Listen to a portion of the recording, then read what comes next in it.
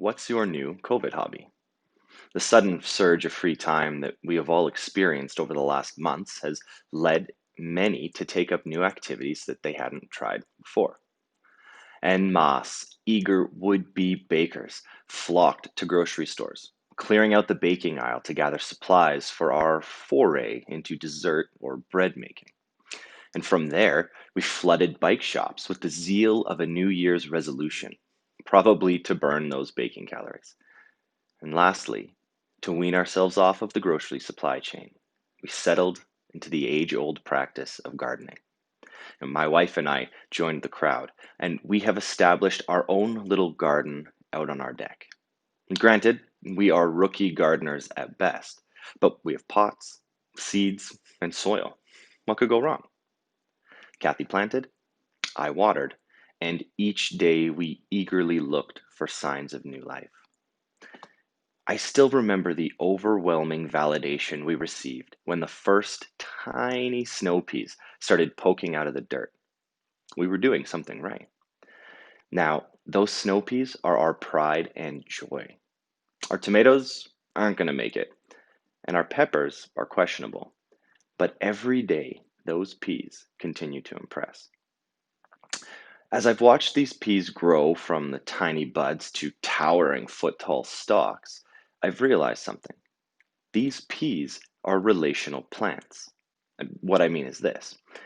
As they grow, they send out these little vines, desperately trying to grasp onto each other, seeking support. It's a beautiful picture of human relationships, coded into the DNA of nature. And we've seen this over the last few months. Not willing to let physical distance sever our relationships, we've adapted to different video calls. We've brought food to those who are isolating in their homes. Maybe you even shared a roll of TP with your neighbor in need. Throughout this crisis, we've reached out and supported each other, just like those snow peas. But those of you who are seasoned gardeners have already realized our mistake. As these peas grow taller and bear fruit, they won't be able to support each other on their own. They need to latch on to something outside of themselves to get the stability they need to thrive. Otherwise, they'll eventually start to weigh each other down. And though we have demonstrated the resilience and community throughout this pandemic, as we have banded together to support each other, we too need to latch on to external support. We need the support that is coded into creation. We need Sabbath. We all have different experiences with Sabbath. Maybe you remember Sabbath as the day you couldn't do anything fun because it was work.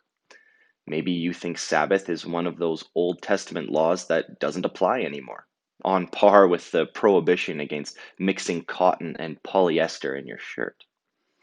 Maybe Sabbath is just a day off that you occasionally grant yourself when you've finished everything you had to do for the week.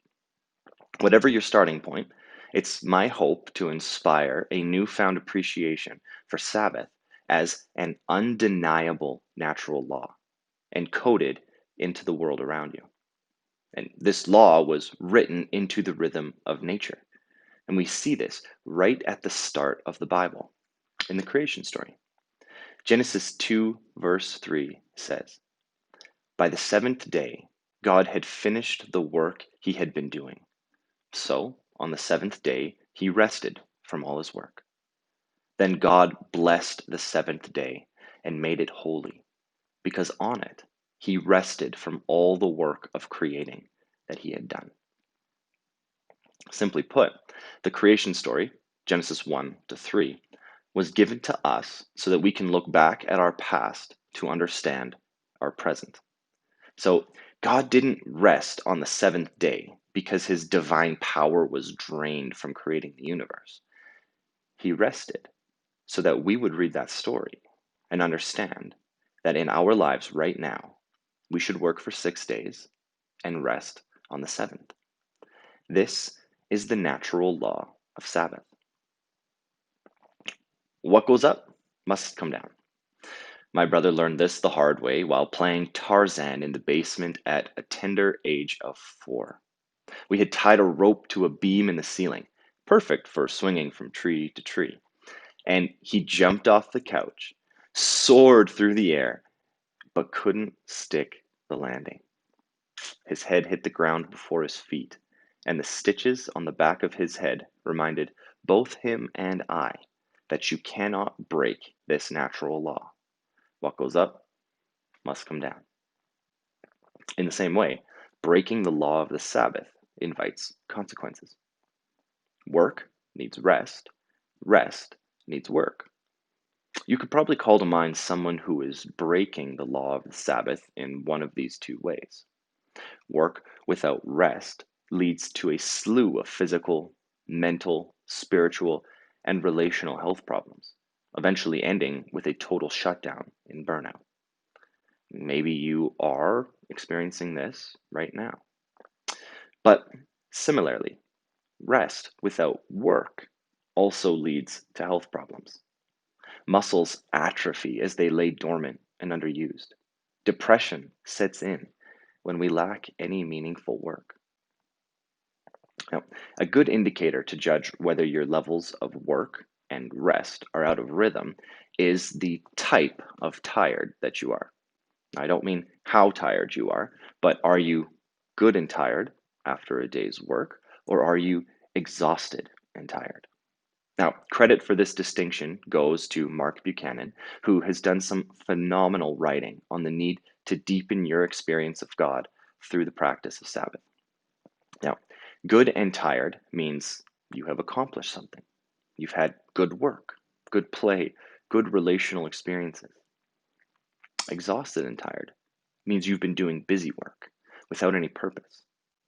Said in another way, you can be tired in your work or you can be tired of your work. When you're tired in your work, you'll be grateful for the opportunity to work. You'll have a healthy dose of pride in what you've accomplished. You will experience a sense of satisfaction and fullness in what you do. You'll find yourself anticipating work, actually looking forward to it, and you'll have more energy when you're with others. You'll get a good night's sleep. When you're tired of your work, you'll be resentful. There'll be a feeling of dull shame that accompanies you. Shame, not conviction. Conviction comes from the Spirit and is targeted towards specific actions, behaviors, or incidents. Shame is a blanket feeling of worthlessness that's not attached to anything specific. You'll also find yourself disappointed, empty, dreading the work that is to come. You'll feel all alone, even though you're in a room full of people. And you won't sleep through the night. You'll toss and turn in restlessness. Sometimes we're tired of our work and we think we need a change. We think we need new work to replace the old, and that will make things better. Sometimes it's true. Sometimes you are working in a role you weren't designed for. Sometimes you're a screwdriver being used to hammer a nail. And in that case, yes, a change of scenery is needed. But more often than not, we don't need a change of scenery. We just need a change of pace. We were created to work, to be productive, to join together with others in creative activity. But work quickly turns to toil without a rhythm of Sabbath. It's been widely noted that right now we are rebuilding our lives for a world that may never be the same again.